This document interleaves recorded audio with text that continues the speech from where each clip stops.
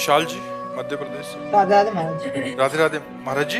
मैं हनुमान जी का दास हूँ महाराज जी। मैं हनुमान जी की कृपा से श्री जी को अनन्य प्राप्त कर पाऊंगा? हाँ बिल्कुल बिल्कुल। सियाजू ही प्रियाजू हैं, प्रियाजू ही सियाजू हैं, और सियाजू के अनन्य भक्त हनुमान जी महाराज हैं।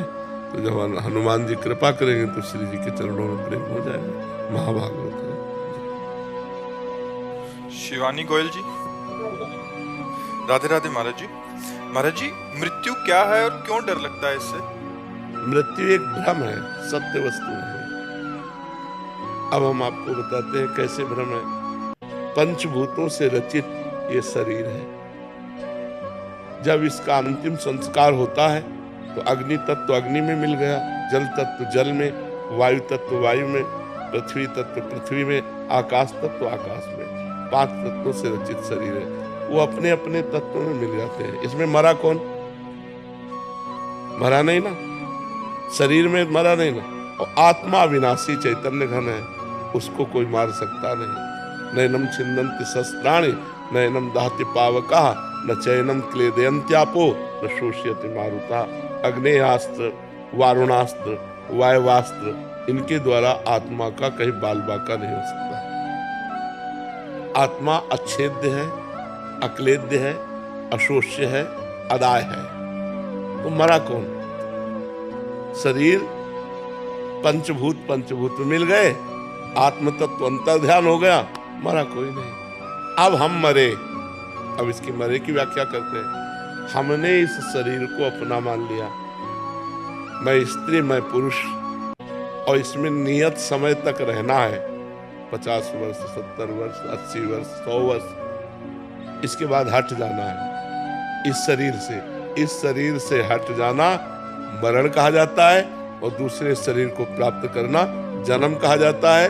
लेकिन जन्म मरण का अस्तित्व नहीं है, भ्रम है। न मृत्यु है न जन्म है।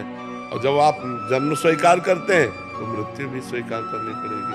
और जब न जन्म है न मृत्यु है, एक भ्रम चल रहा है, इसी भ्रम को मिटा दो। जासु कृपा सब भ्रम मिट जाई, गिरजा सोई कृपालु रघुराई। भगवान के चरणों का आश्रय लेकर भजन के बल से भ्रम मिटा दो, तो जो मैं तत्व है उसमें कभी किसी की दाल नहीं गल सकती, न काल की, न मृत्यु की, न अस्त्र की, न शस्त्र की। तो वो अपने स्वरूप में स्थित। शरीर का राग छूट गया, वो जीवन मुक्त हो गया, मृत्यु विजयी हो गया। मृत्यु ट्रांसफर है। मृत्यु का मतलब है ट्रांसफर। यही है अगला जन्म, और ये छोड़ना हुआ मृत्यु। मृत्यु और जन्म एक भ्रम है, अज्ञान जनित है। जब तक ये नष्ट नहीं होगा अज्ञान, तब तक ये क्रम परंपरा चलती रहेगी। जैसे स्वप्न में एक आदमी समुद्र में डूब रहा है, अब उसके बचाने का उपाय क्या है? वो जोर से चिल्ला पड़ा, मैं डूब रहा हूं, बचाओ। अब जितने जागने वाले हैं, अब क्या उपाय कर सकते हैं? समुद्र के आसपास वो अपने को देख रहा है कि मैं समुद्र में डूब रहा हूं, हल्ला मचा रहा है कि आसपास लोग हैं, मुझे बचा लें। और वो आवाज जोर से निकल पड़ी उसकी स्वप्न में, मैं पानी में डूब रहा हूं, समुद्र में, मुझे बचाओ। अब हम तैराक लावें या नाविक लावें, ये क्या करें? तो एक केवल उपाय है, जगा दो उसे। जगा दो। तो एक बूंद पानी नहीं था, जहां डूब के मर रहा था एक बूंद पानी नहीं था, केवल स्वप्न था। नहीं तो मां कहूं मैं अनुभव अपना, सत हरि भजन जगत सब सपना। ये पहले रूप नहीं था, 60 वर्ष पहले ये रूप नहीं था। अब आगे पता नहीं कितने मिनट बाद ये रूप नहीं रहेगा। ये बीच में केवल भाषित हो रहा है, इसलिए स्वप्न है। अगर ज्ञान के द्वारा देखो तो जैसे आपकी गाड़ी आपके पैसे के अनुसार है, ऐसे ये गाड़ी है। खूब बढ़िया दान पुण्य भजन किए हो, तेजस्वी स्वरूप और रुपया पैसा खान पान सब दुनिया का वैभव सब सुख एकत्रित है। गाड़ी है, तुम थोड़ी हो। आत्मा तो जैसे हमारी वैसी चींटी की, जैसे हमारी वैसी सुअर की, जैसे हमारी वैसी चराचर जीव की। आत्मा तो एक ही है। अनेक शरीर दिखाई दे रहे हैं। जैसे सूर्य एक है और घड़े करोड़ों रखे हों तो करोड़ सूर्य भासते हैं, है नहीं, सूर्य तो एक है। ऐसे ही परमात्मा जिसे आत्मा कहते हैं वो एक है, ये करोड़ों घड़े हैं। हम श्री जी के अंश है महाराज जी। हाँ बच्चा, या जैसे कि हम श्री जी के अंश है तो हम क्या श्री जी। अभी तुम शरीर धरा से बोल रहे हो इसलिए समझ नहीं पाओगे कि तुम अंश हो। तुम बात जो कर रहे हो वो सुनी हुई बात कर रहे हो और शरीर धरा से बात कर रहे हो।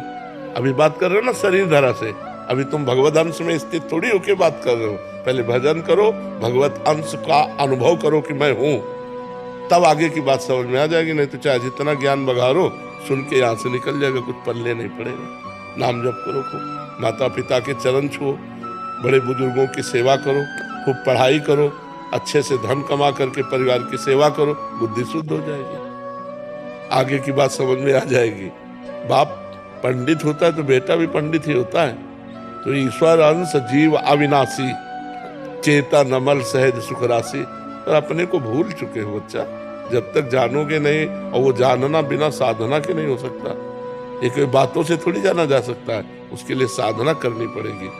उसके नाम जप जब करो, माता पिता की आराधना करो, बड़े बुजुर्गों की आराधना करो, सबका आशीर्वाद मिले, बुद्धि पवित्र हो, तब पवित्र बुद्धि में भगवत ज्ञान जागृत होता है। महाराज जी आपके चरणों में कोटि कोटि प्रणाम। महाराज जी 7 महीने पहले मेरे पति मृत्यु हो गई। उसी दिन प्रातःकाल मेरे को सोच आई थी कि उनका ऐसा हो जाएगा और मैंने आक्रोशवश कुछ शब्द बोल दिए। महाराज जी क्या मेरे ऐसे शब्दों को बोलने और ऐसी सोच इतनी सिद्ध थोड़ी होगी कि तुम जो सोचोगी वही हो। जो होना था वो सोच आ गई आपके अंदर, क्योंकि आपका शरीर संबंध है ना। कभी कभी हम सोचते हैं और घटना घट जाती, तो जो घटना घटनी होती वो सोच आ जाती। ऐसा नहीं कि आपने सोचा वो घटना घट गई, वो घटना घटनी थी इसलिए हमारी ऐसी सोच आ गई। वो तो सिद्ध पुरुषों में होता है, तो वो अलग बात होती है। आपके तो पति हैं, कुछ कटु वचन निकल जाना या कोई कटु भावना हो जाना, तो आप इतनी सिद्ध थोड़ी कि आपकी भावना सिद्ध हो जाएगी। वो जो होना था वो आपके मुख से निकल गया, जो होना था वो आपकी भावना में आ गया। ऐसा समझ रही ना। हाँ, तो इसमें कोई अंदर शोक नहीं करना कि हमने अपने पति का हित कर दिया, वो होना ही था। क्या हमारे आपके सोचने से किसी की मृत्यु हो जाएगी क्या? जो विधना ने लिख दिया, छठी राव के अंक, राई घटे न तिल बढ़े, रहुरे जीव निशंक। जितनी आयु लिख दी उतनी ही रहेगा। आप खूब रो रो के मनाइए कि आप कभी न मरिए, तो क्या बच जाएगा क्या? जिस समय मरना है उसी समय उसे मरना है। महाराज जी ये क्या मेरे किसी पूर्व जन्म या इस जन्म के कर्मों का भोग है तो मैं भोग रही हूँ? नहीं, मतलब ऐसा हो गया, पतिदेव चले गए और विधव्य जीवन, तो ये पूर्व का ही महाराज जी फलस्वरूप है। हमारे द्वारा कोई पूर्व में ऐसा पाप हुआ जिसका फल हमें वैधव्य मिला, हमारा पति हमारा सुहाग हमसे दूर हो गया। अब हम गलती न करें, अब हम सावधान हो जाएं, तभी हमारा काम बनेगा। अब नाम जप करें, ब्रह्मचर्य से रहे, तो भगवान की कृपा से हमारा अगला जन्म ठीक हो जाएगा। उडुपी कर्नाटक कृष्ण क्षेत्र है, उधर एक रामकृष्ण आश्रम है हमारा, नदी के किनारे।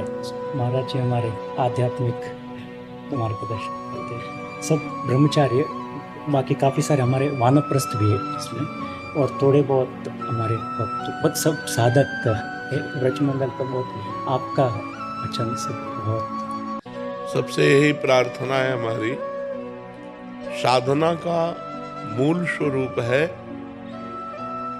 संसार और शरीर के राग का नाश हो जाना। जो मनाखष्टानि इंद्रियाणि प्रकृति स्थानि कर्षति, इसको रोकना है, यही साधना है। जो हमारी 5 ज्ञानेंद्रियां शब्द स्पर्श रूप रस गंध को लेकर विषय भोगों के लिए लालायित रहती हैं, उनमें विचरण करती हैं, देह भाव से युक्त होकर हम कर्ता भोक्ता भाव में युक्त हैं, इसी का नाश करना है। इसका सहज नाश का उपाय है जो गुरु ने नाम दिया है, मंत्र दिया है, उसको अव्यावृत मतलब निरंतर मंत्राकार वृत्ति हो, भगवदाकार वृत्ति हो, तो संसार का चिंतन, संसार का राग स्वतः ही नष्ट हो जाता है। जैसे एक एक कवल खाने पर तुष्टि पुष्टि क्षुधा निवृत्ति होती है, ऐसे ही एक एक मंत्र एक एक नाम जब ध्यान पूर्वक जपा जाता है तो संसार से वैराग्य, अपने स्वरूप का बोध और गुरुदेव के चरणों में प्रीति, इष्ट देव के चरणों में प्रीति, ये तीनों एक साथ प्राप्त होते हैं। जैसे तुष्टि पुष्टि क्षुधा निवृत्ति, ऐसे संसार से वैराग्य, स्वरूप का बोध और भगवान से प्रेम, तीनों एक साथ प्राप्त होते हैं। हमें पवित्र आचरण करते हुए गुरु आज्ञा में अपने जीवन को समर्पित कर देना है, और जो गुरु जी ने नाम मंत्र दिया है उसे सतत, जितना तन्मया है स्थिति, जितने मिनट धारण करोगे उतने जीवन धन्य है। और संसार के जितने शुभ कर्म हैं ये सब भगवत प्राप्ति कराने में समर्थ नहीं है।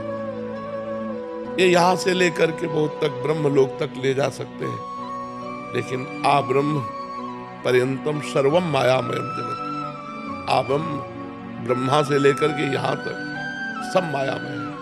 तो हमारा कार्य है माया मुक्त होना। भगवान ने कहा आ ब्रह्म भुनान लोकान पुनरावर्तिनो अर्जुन, ये बार बार आने जाने, अब आने जाने वाला काम नहीं करना। अगर हम फिर आए तो कर्म बंधन मुक्त होकर आए और अपने भगवान का यश विस्तार करें, जगत मंगल करें तो आए, नहीं कर्म बंधन में जड़ जीव की तरह अब हमें बंध के नहीं आना। इसलिए निरंतर नाम जप, निरंतर ईश्वर का चिंतन, तन्मया। भगवान रामकृष्ण परमहंस जी हर समय माँ से बात करना, माँ में ही पूरी तन्मयता। वही कृष्ण है वही काली है, इतना अंतर नहीं है। जो काली है वही कृष्ण है, जो कृष्ण है वही काली है। एक परम तत्व है, तत्व दो चार नहीं होते, अनंत रूप उसके होते हैं, अनंत लीला विभाग उसके होते हैं, अनंत उपासनाएं होती है, लेकिन तत्व एक ही होता है।